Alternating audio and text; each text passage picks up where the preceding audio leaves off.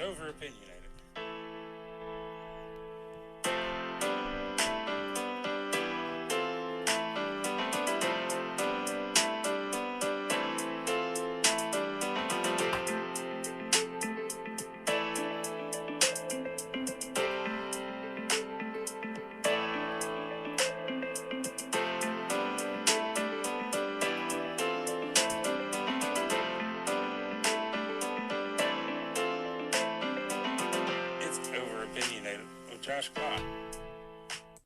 Hello everybody, welcome back to another opinionated episode 12, Over Opinionated episode 12. We are getting back and we just had the Virginia primary elections. We're going to be talking about a few notable Virginia primary elections, and then we will have on Delegate Jason Ballard of Giles County and the 42nd District. Previously the 12th district that he represented. We'll have him on for a small little interview. With that, let's get started. Some notable primaries are Amanda Chase's primary opponent, and Marie March's primary. Marie March, we'll start off with her, and Southwest Virginia and Southside, a little bit of Southside in her district, from Floyd County, loses as she's drawn into the same district with Delegate Wren Williams. And this case, we had all the establishment, and I'm not using that as a bad term, but all established figures endorsing Wren Williams. Speaker Todd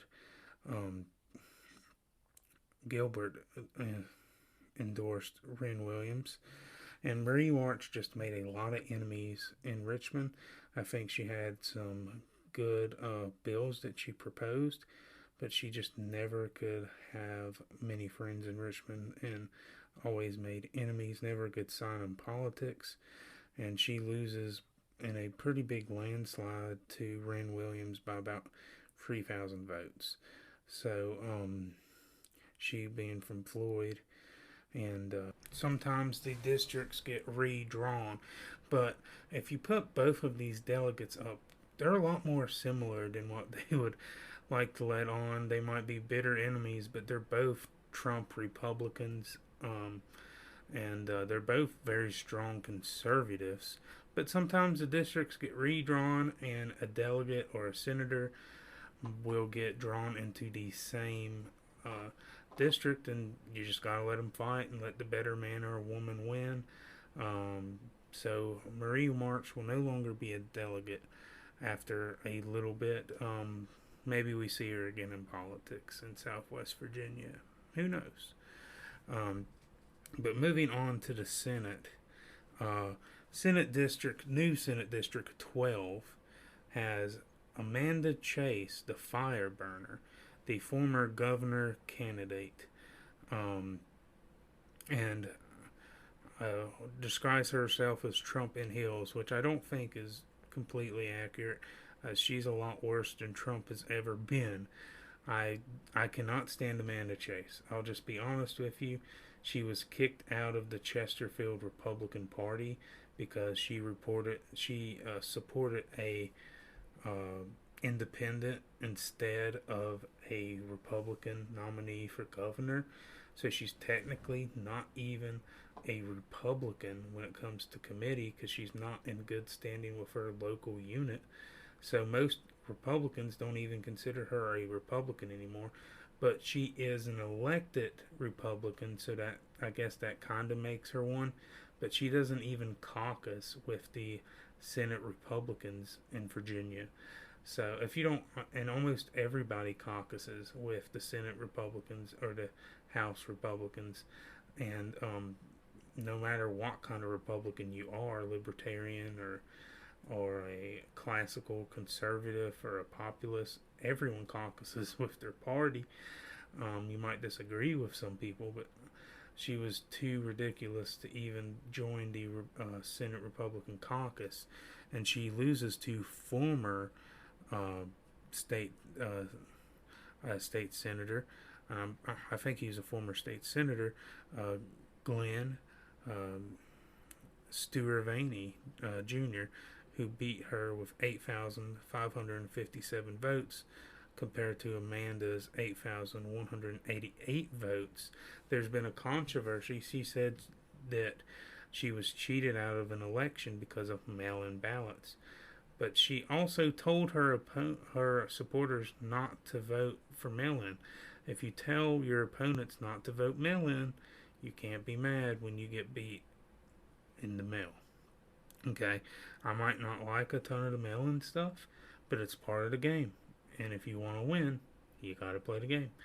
So, and I'm glad Amanda's gone. She's awful. She called an overweight woman Miss Piggy. She bullied Capitol Police when they asked her to move her car. She yelled at May Metcalf outside of King Johnson Community Center in Giles County in Pearisburg, and badmouthed the Giles County Republican Committee, which I used to be a part of. The stories go on and on and on.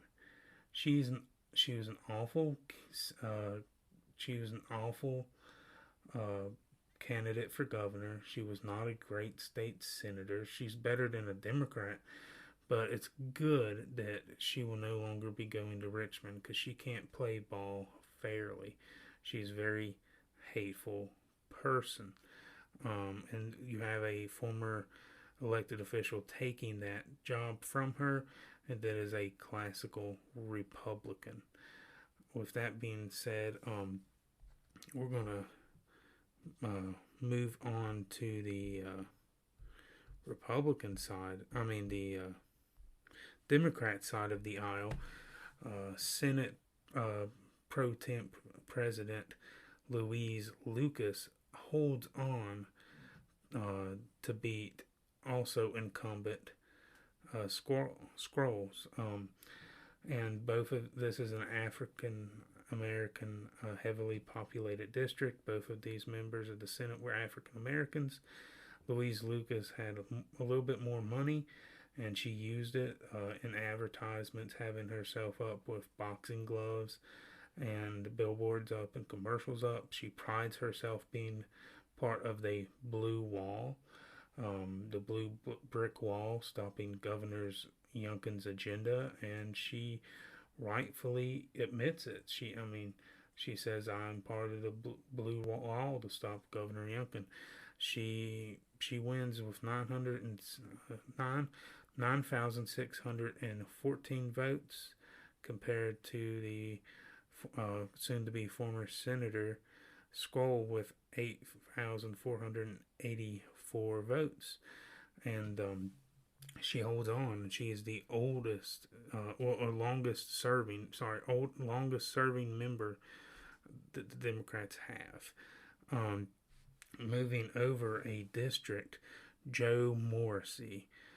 Senator Joe Morrissey loses to Alicia Arid, and I apologize for all the mispronunciations. I've never been good with pronunciating. But she took him to the woodshed with 15,000 votes to his 6,000 plus votes. And Joe Morrissey's an interesting character. He used to be a delegate. He was arrested for alleged child abuse and pedophilia. And after he was arrested, he was elected. And then in a special election in 2020, he won.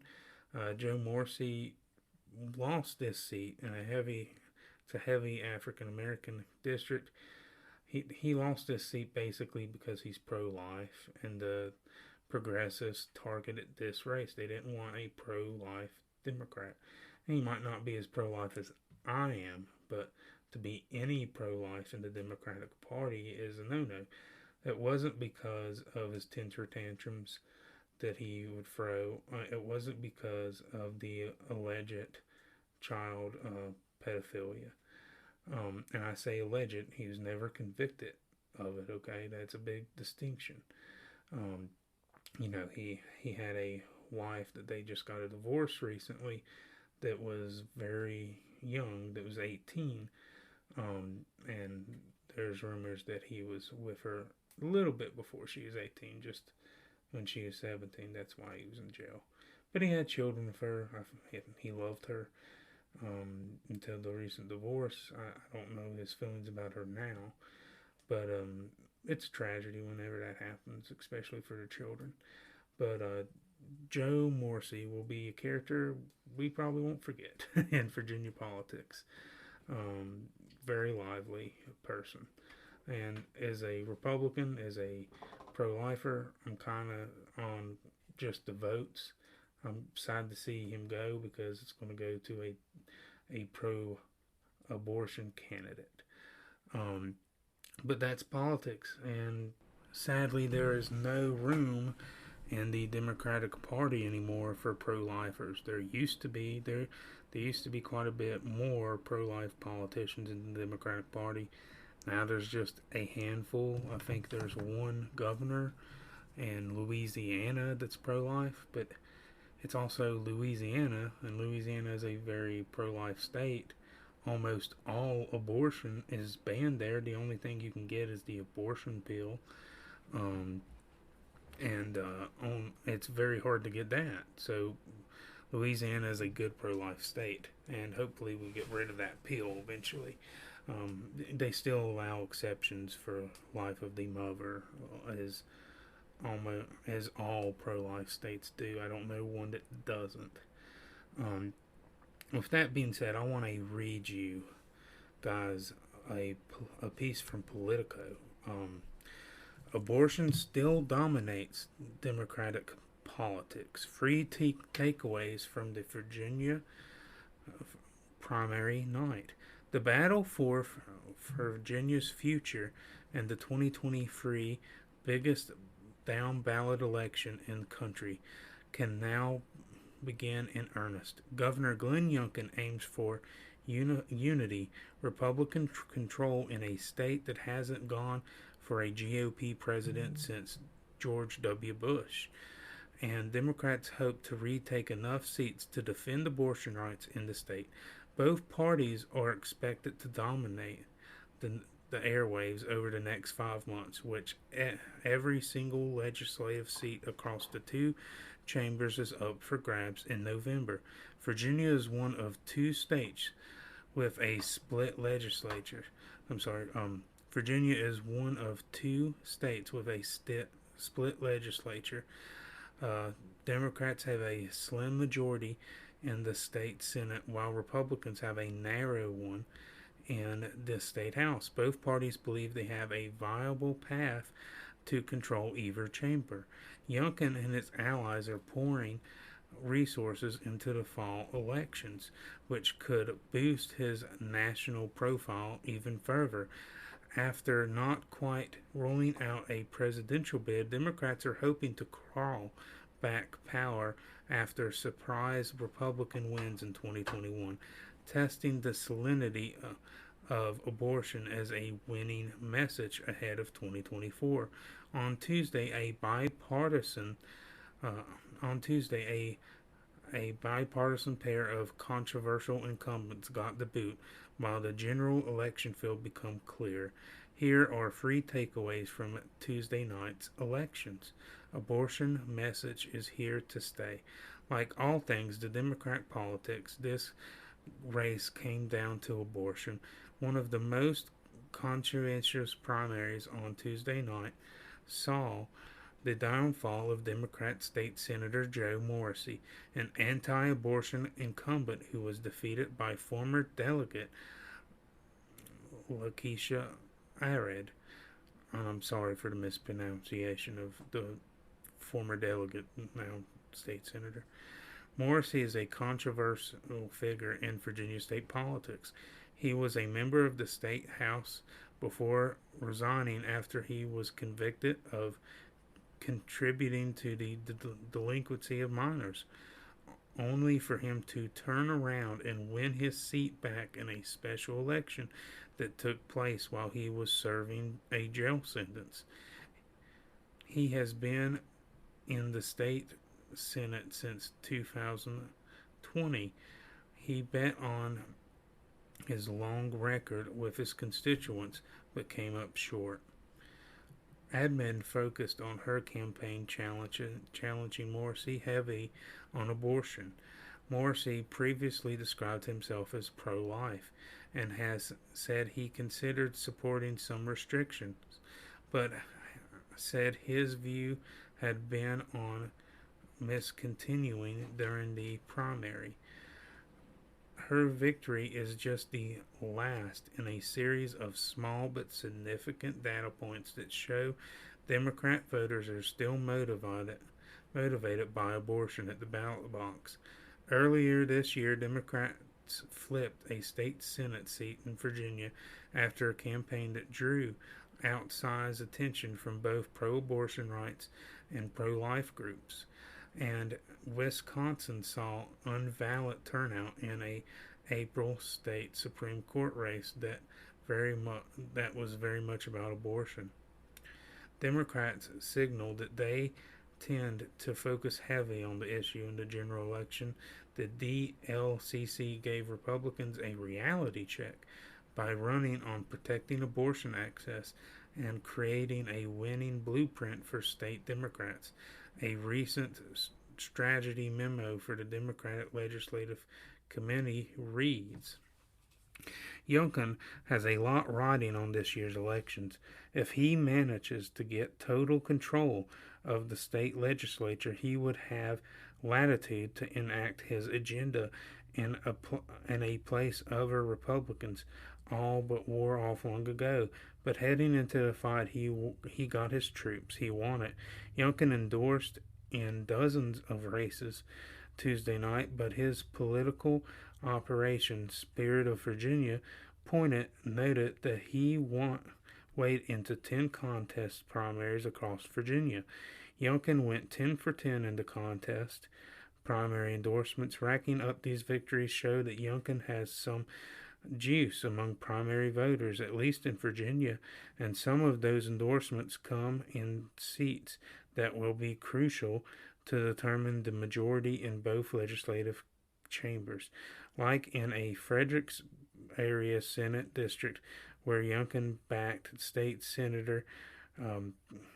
Delegate Tyree Dunbar, beating Matt Strickland, a businessman who loudly defied COVID restrictions. One race where Youngkin did not weigh in, the primary challenge to GOP Senator Amanda Chase, the self-described Trump in heels, who was censored in 2021 by her colleagues for praising the January 6 rioters as patriots. Chase finished third in the 2021 GOP governor contest and stumped for Youngkin in the general election. Chase narrowly lost a freeway Republican primary Tuesday with former Senator Glenn Steuervany speaking past her. Money still talks. State legislatures used to be fairly sleepy affairs, with natural party figures appealing to donors to create even little about the outcome of the races. No more. Already, Virginia's legislative candidates raised over $22 million before the primaries were done. That's quite a bit of money for state politics. $22 million. An Impact, an investing tract, found that over $8.8 million had been spent on ads for the primaries alone. Not even the general, guys, just the primaries. $8.8 million. That's a lot of money in state politics for primaries. A nearly 700% increase from the 2021 legislative contest. A big reason for that was the number of open seats, along with a slew of primaries to incumbents. But it is an early sign that the battle for November will be incredibly expensive. part of that will be thanks to Youngkin, whose PAC raised $2.7 million in the first quarter alone, which his aides called a record in the state. His team has repeatedly said Youngkin would spare no expense in his quest to win the state, and slated that early fundraising was just to start.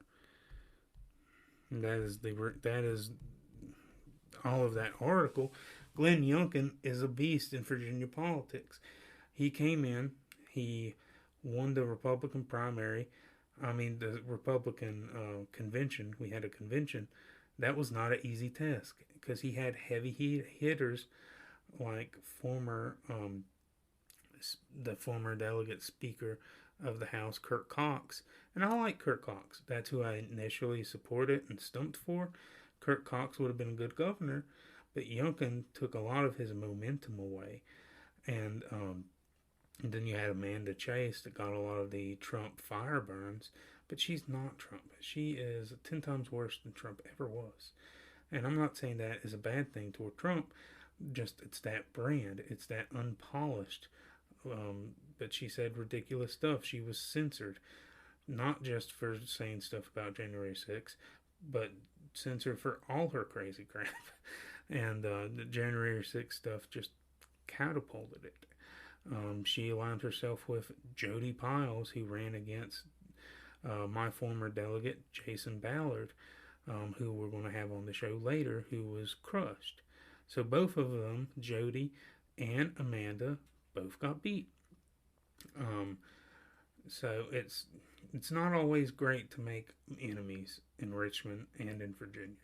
Sometimes you gotta pick a political fight and do what you have to do, but try your best not to make enemies, especially among other Republicans. But Glenn Youngkin's a beast. He went 10 for 10 in endorsements. He won a statewide election in Virginia that everyone thought was blue and was not going back. This man gets things done. With that being said, I want to have on a good friend, a good delegate, Jason Ballard. I'll introduce you. I worked on his original campaign when we defeated former news anchor Chris Hurst. He was a delegate for 2 years that was very popular with the college community in his district that had Rafford and Blacksburg. And it took us a while to bring him down. He got caught drinking and driving, but since he was in session, he could not get charged with it. So he got caught drinking and driving. He's made a lot of arrogant comments, extremely pro-abortion, extremely anti-gun rights, and we found a good delegate who was a former town council, and I really can't say enough good about Jason. He's very active in his church community. He's very active. He's a legislator. Now he is, but he's a lawyer. He's a family man with no other left to do. I want to introduce my former delegate and the current delegate of the 12th district, and now it's going to be District 42.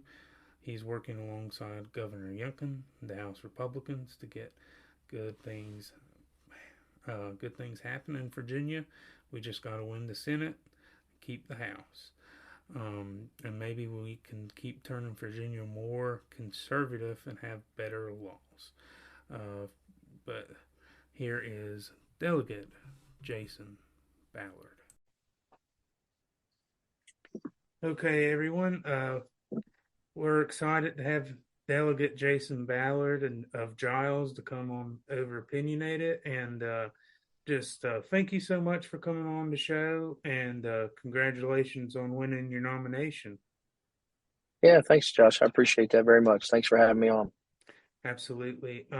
With the primaries in the Virginia election season just over, I want to ask you, we have a slim majority in the House right now, and the Democrats have a slim majority in the Senate. Do you think do you think we're going to be able to keep the House and win the Senate with the new election lines? And how do you think we're going to go about doing that? Yeah, I do think we're going to keep the House, and I'm hopeful that we can retake the Senate. Right now, as you know, Josh, the House is a 52-48 Republican majority. With the new redistricting, um, some of those seats got more competitive for us as Republicans. But I think what voters have seen over the last couple of years is that the Democrats have failed policies that are not good for Virginia, and that Republicans are working hard to not only do things like restore law and order, but make Virginia, the best place to live, work, raise a family, and retire. And so those are the policies that we're trying to implement. Um, as you mentioned, the Senate is still held by Democrats right now, so a lot of our efforts are being blocked on the Senate side. But if we can flip a few seats there, then certainly we'll be able to advance our agenda, and that's what we're hopeful for. Yeah, absolutely. What are a few pieces of legislation that you would like to pass if we retake both chambers? Yeah, so my legislative priorities, what I typically do is I get out and I speak with constituents and stakeholders across the district leading up to probably about September, October. And then in November is when we have to start submitting our legislation to legislative services. And so right now, what I'm working on is gaining input from constituents to see what they want. I view my position as an extension of their voice. And so that's what I'm going to do. So I don't know exactly what I'm going to submit in terms of my legislation. But again, Republicans at large will continue submitting bills that provide relief to taxpayers, provide relief to small businesses, uphold law and order across the Commonwealth, punish criminals, keep criminals behind bars longer. We're going to try to switch from what was the Democrat mentality of protecting the criminals, and we're going to be more interested in protecting victims and keeping our communities safe. And so, in general, that's what I'm looking at. Certainly, I'd like to bring more jobs to the New River Valley and our area, our district, and those will be some of my legislative priorities. But in terms of specific legislation, I don't have that yet. I probably will work on that more towards the fall. Yeah, and I was reading some work you did with getting some legislation passed about the Noah's Law, about Mm-hmm. the young kid that was took from the church. And do you mind saying anything about that? Well, I think it's a great piece of legislation, which when that hit the community, everyone in the community rallied together. It was a really awful event. So it's good that you could get that passed with the governor. Yeah, I appreciate you asking about that.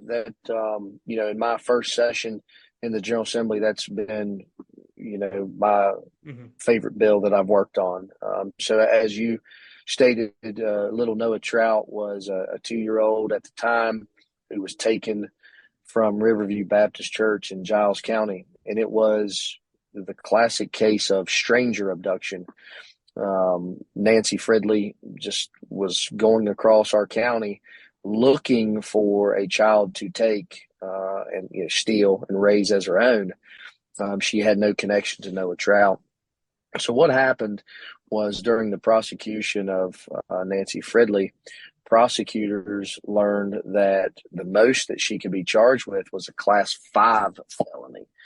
And what I told folks in talking about this bill, and what I actually said in the General Assembly when I was presenting this bill, is think of it in terms of a Class 5 felony is the same as writing a bad check. And so stealing that precious little boy from the church was the equivalent punishment of writing a bad check. And that didn't make any sense to me. It didn't make any sense to prosecutors. And thankfully, it didn't make any sense to Democrats in the Senate who actually voted in support of it, which is hard to do because we increased it from a Class 5 felony to a Class 2 felony. And the Class 2 felony is punishable 20 years to life.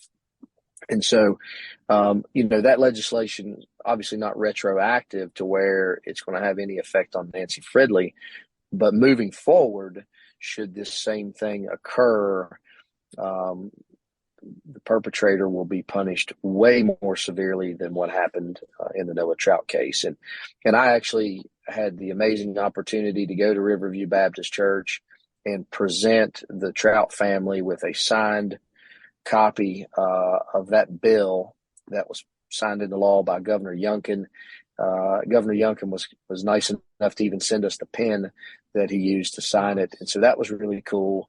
And the family was super appreciative. The church was very appreciative. And I think what it did, Josh, was it brought a little closure to the Trout family, because it's still a very fresh wound to them. In speaking with them, they still get very emotional about it, and as we all do. But I think that bill, when it was signed into law, it brought just a little bit of closure to the Trout family. So I was happy to be able to do it for them. No, that's great that you get it past even the Democrats and, working together and saying, we might have differences here, but we're both human beings and this is something that needs to be fixed.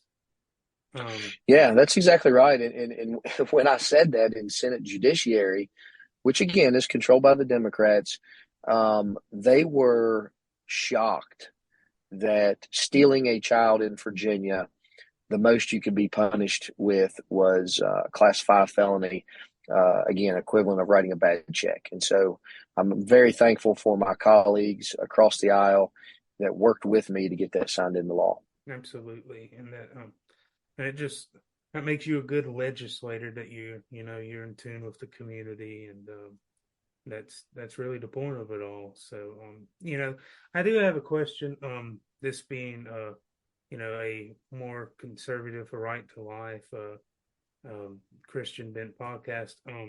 With the Democrats taking over both houses a few election cycles ago, before we got you in there, they got rolled back all the restrictions on protecting unborn children. If we get both chambers, what are we going to be able to do in passing some laws that will hopefully save some unborn children? Yeah, so I think, obviously right now with Governor Youngkin being in the governor's mansion, if Republicans take control of both chambers, I think you will see a host of bills that are presented. Everything from, life begins at conception and it should be protected at conception, up into what you've seen in the news, I'm sure, with what Governor Youngkin has proposed recently is a 15-week ban on abortion. Mm-hmm. So I think you're going to see all sorts of bills being presented along those lines.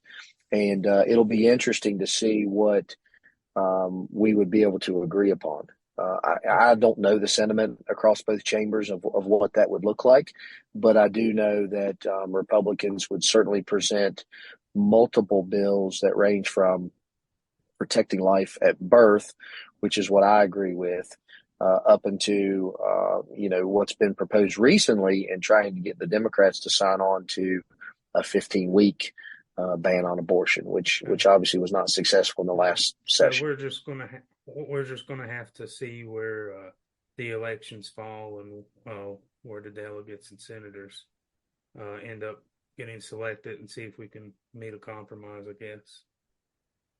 Yeah, I think definitely with Republicans in control, you will see us make that an issue in the forefront for sure. I just don't know where it will fall. Right. I know that I've consistently voted. Anything's better than what we have now. Yeah, that's exactly right. Well, that's right. I don't want to take up all your time. I just want to say thank you so much. It made my day, and it'll make a lot of my viewers' day that you came on. Thank you for your service, to not just the state of Virginia, but in the Army as well. And sure. And if there's anything else you'd like to say, you're more than welcome to as a closing statement. Yeah, well, I appreciate it again, Josh. I know we tried to schedule this a couple times. My apologies. My schedule's It's a okay. little crazy. I'm actually sitting in my car now, waiting to go into court, and so that's my full time job. Um, it's an honor to serve our district. It really is. This is just a tremendous honor for me and for my family to represent not only my home county of Giles County, which is where you live, but the district at large in the New Yeah. River Valley. And Well, so, I lived in Giles from the time I was 8 until just a couple months ago. So it's a yeah, that's beautiful right. place. It is. It is. And we're honored to be a part of the community and be a part of the New River Valley community.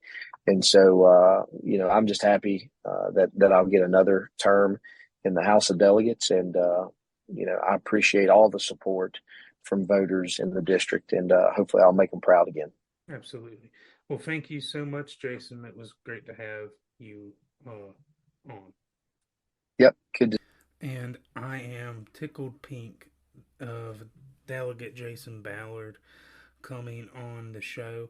And he's our first elected official and first political candidate of the state legislature or of any caliber on the show. Hopefully, we can get some more. We've talked to some more. Hopefully, we can schedule out time. Sometimes it's very hard to schedule a interview, even if it's a small interview for um, for the podcast because they have a very busy schedule. Jason, he has two jobs. He's a lawyer and he's a legislature. After being a dad and active in his church community and being a little league baseball coach. Um, with that being said, we were tickled pink to have the gentleman from Giles joining us. But yeah, Virginia politics is going to change a lot.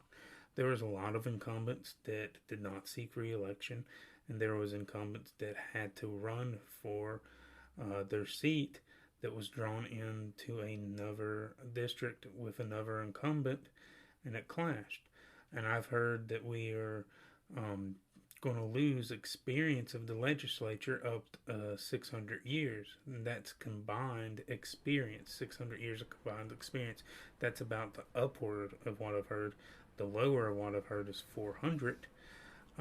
Virginia politics is going to change. I was talking to a good friend of mine who used to be a legislative aide who told me that the old Virginia way, there used to be a saying, the Virginia way, where Republicans and Democrats worked together a lot and were able to come together a lot more than other states, and especially at the federal level.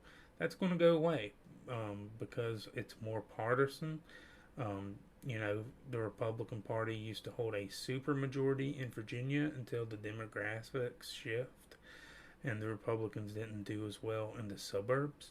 Hopefully, we can start winning some of those suburbs back under Glennie Youngkin's leadership. I think we have more of a clue. But I've heard anything. I've heard that we might lose the House and then gain the Senate. I've heard that we could win both. There's not too many people that think that we're going to lose both. It's a possibility on our worst day. But under these new maps, anything goes. We don't know what's going to happen. That constitutional amendment, Amendment 1 on the 2020 election, was passed to have a bipartisan redistricting committee with so many Republicans and so many Democrats sitting down and having to agree. And if they don't agree, it goes to the Supreme Court, and the Supreme Court draws the lines, or they have a great influence on the lines. And the Supreme Court had stamped, the Supreme Court of Virginia, that is, had stamped an approval on the new lines. We'll see what happens. Uh, we'll see what happens. It's going to be very interesting in the Commonwealth of Virginia, and that affects national politics as well, um, because because Virginia and New Jersey have offsetting elections. This is the Virginia midterm, but and New Jersey is just a typical blue state.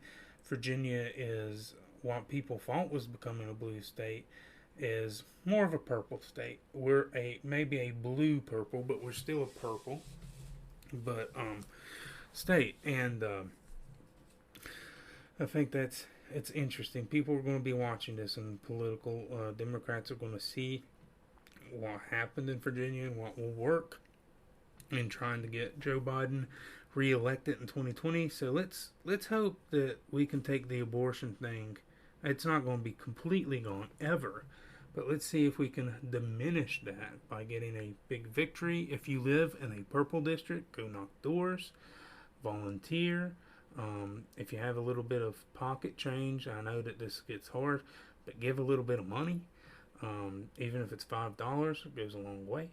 And if you're in a red district, see if you can take a weekend, go knock some doors in a purple district, or donate to a purple district with a good with a good Republican candidate. Um, I'm tickled pink. We had Jason Ballard on the show. The show is open to all political candidates that are running, that are willing to come on and have a respectful conversation, Republican or Democrat. It's obvious I'm a Republican. I'm a conservative. I believe that's the best thing. But sometimes we have to be able to talk to the other side because there are fellow human beings. With that being said, I want to address just a little bit of international politics. I have not been extremely aware of everything going on in Russia. Um, but there was a rebellion, and they were heading right toward Moscow, and they were carving up the Russian military like turkeys. And it was a military contractor kind of situation, and but it was only stopped because the Belarusian president knew both men good. Belarus is a ally of Russia, but he knew the general of the rebelling army. Um, so I believe he mediated a truce. This has to help Ukraine, because it might take out. It's going to stop the rebelling army from fighting Ukraine. And listen, the rebels are not good guys.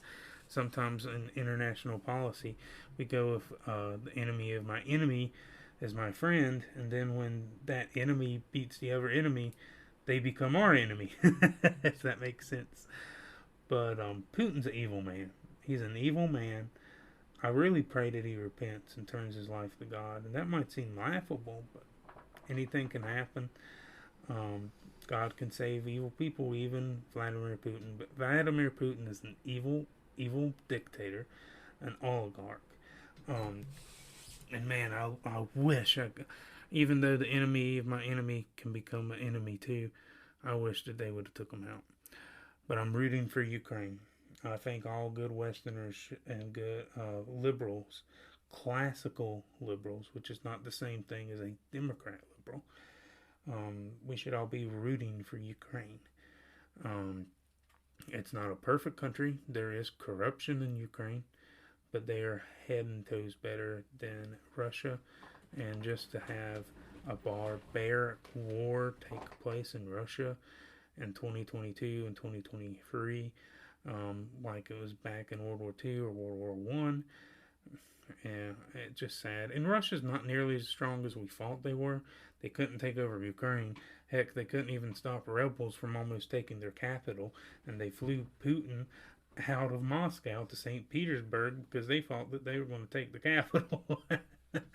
So, the short lived rebellion, kind of a success, but also didn't accomplish what they wanted to. There was Russian citizens fist bumping these rebels and cheering because they are tired of the dictatorship and the oligarchy of Vladimir Putin.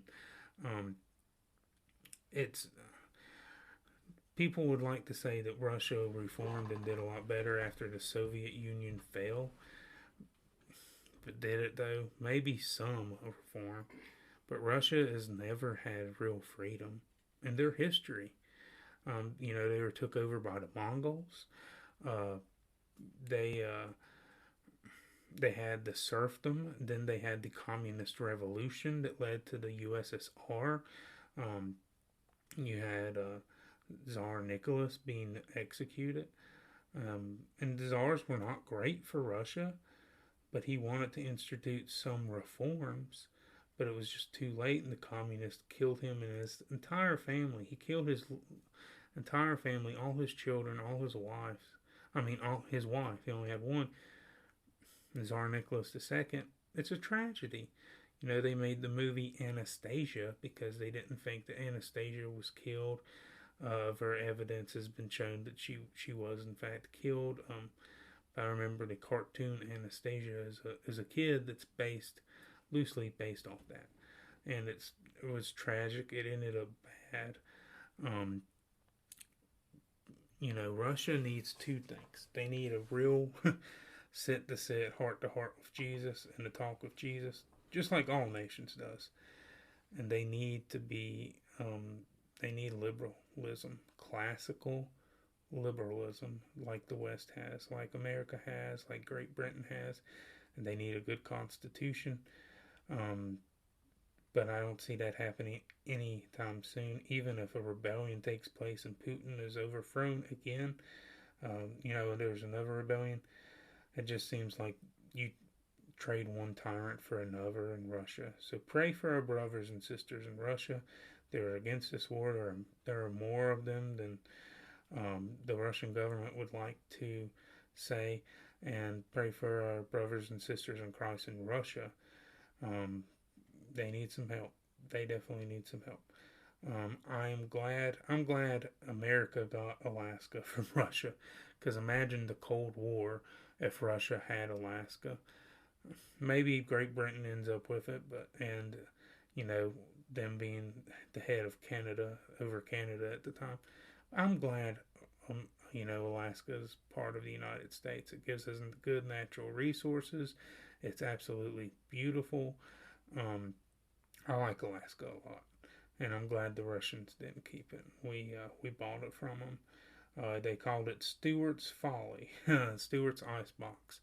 The Secretary of State of Abraham Lincoln, and the president following him after his assassination.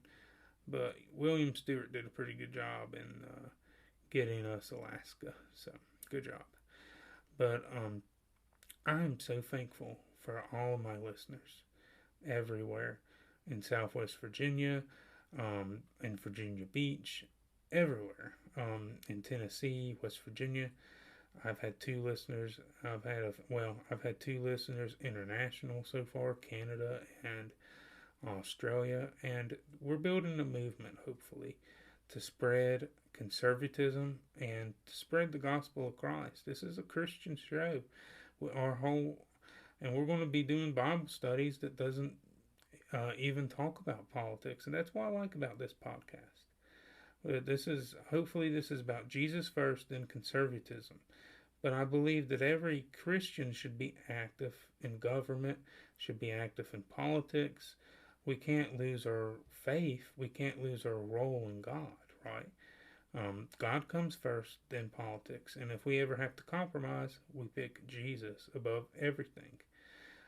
But we're to be good citizens. God bless you all for listening today. I like Virginia politics a lot. A lot of people don't pay attention to their state politics, and it controls a lot of the aspects of your life. And even local politics does. And I'm trying to get more involved locally. I just moved to Smith County, Virginia from Giles, and I'm going to try to learn the politics of Smith County and get involved and help good conservative candidates win and learn more. But local politics matters. State politics matters. And it has a big impact on us. So get involved, and it start at a state level, okay? Start at the state level and then go down. It's important. The national politics, that's very important too, okay? But you can have a lot of impact at state. I'll be honest with you, I like state politics more than I like federal. I find it more interesting. I find it more personal. I find it more at home. Just like Jason Ballard introducing the Noah's Law.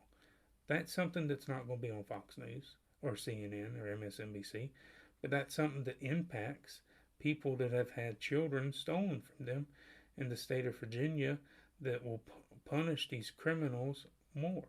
That is a good thing. That's the government having influence and helping people. Now, a lot of times government is bad, but sometimes government can be good. And we want justice for criminals. But we now have a Facebook page. You can find us at Facebook/ Over Opinionated. We're working to get this up on more platforms. We're going to work to get this up on YouTube. And I'm so blessed for the listeners I have. The best way you can support this podcast is pray for me. Listen to it and pray for me. That's what I want the most. If you want to help me financially, that's an option too. You can become a Patreon at www.patreon.com/overopinionated. The O in over is capitalized. Overopinionated679.com. www.patreon/overopinionated679.com. The O is capitalized. But I don't want your money. I just have that up so you can support me and I can spend more money on the podcast. I'm trying to get merchandise. If you want a bumper sticker or a hat, notify me, and I'll try my best to get you one. You're gonna have to pay for it because it costs me money, but I'll give you a bumper sticker free. But a hat you'll have to pay for. Thank you all. Thank you to my lovely, amazing wife for my tech and emotional support. I couldn't do any of this without her. Rachel Scott, she's amazing. A thank you to my friend Daryl McLean for helping get me started over at the Daryl McLean Show. Thank you to Delegate Jason Ballard, and thank you to Jesus more than anything for allowing me to live in this great country, have freedom of speech in doing this. Never forget, no matter who is president, no matter who is governor, no matter who is what political position, Jesus is king, and he's above all, and he's coming back to a theater close to you very soon. But let me read y'all a Bible verse. I used to do Bible verses of the day, and I wish I wouldn't gone away from that. I read a bunch of scripture before and said you pick your verse, but I'm going to give you a verse. Thank you very much. And I want to read you from the book of John chapter 15, verses 18, starting out. These are the words of Jesus. These are red letters. If the world hates you, keep in mind that it hated me first. If you belong to the world, it would love you as its own. As you do not belong to the world, but I have chosen you out of the world, that is why the world hates you. That's the end of verse 19. And John chapter 15, verse 18 and 19, NIV, Jesus is saying, if the world hates you, remember it hated me first. A lot of times as Christians, and now I'm not talking about if you're being jerky, but you think, man, what is wrong with them? Why do they hate me so much? Maybe because you're walking in your faith. Maybe because you love God. There's a lot of unwarranted hate. Even in America, where we have the freedom of religion to practice and pray and bless God the way we need to. Not bless God, but help others through God, and worship God the way we need to, the way we believe is right. People are going to hate you for that. They're going to call you names. They're going to be mean to you. But remember, they hated Jesus more. And if you were a part of the world, if you were more a worldly person, they would like you more. So stay encouraged. Jesus is king. He is on the throne. And he loves you. All you got to do to go to heaven is repent of your sins. Say, I'm wrong. I need a Savior. Accept Jesus Christ as Lord and Savior. And have a relationship with him. It's not about works. It's not about works. Nobody can work their way to heaven. But through your faith that God gives you, if you repent. Now, He gives you the choice. I believe in free will. I'm an Arminian. It's up to you. But if you accept His forgiveness, you can go to heaven. God bless you all. Have a great day. Go serve your King. Go serve your Commonwealth, your family. Go serve your country. God bless you. It's been great. This is episode 12, and I will see you soon.